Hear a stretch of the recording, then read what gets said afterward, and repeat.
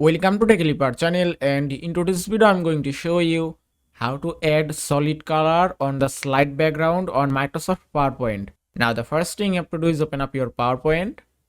After that, just open any document. If I open a blank presentation or document, you can see there are no color in my slide background.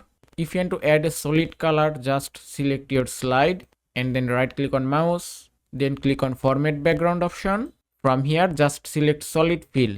Here you can also find gradient fill, picture, pattern.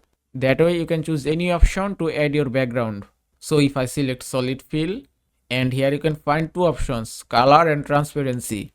At first, if I select any color, you can choose unlimited color from here. Just select or choose any color and that's it. You can see in my document a solid color has been added successfully.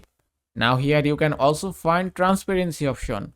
From here, by removing the slider, you can increase or decrease your background transparency, and you can set any kind of label as you want, and that's it. Also, if you want to get more color, just click on color option and then click on more colors, then choose any kind of color and then click on OK, and that's it. And that is how you can add solid color on slide background on Microsoft PowerPoint. I hope this video was helpful. If it was, please give it a thumbs up and don't forget to subscribe.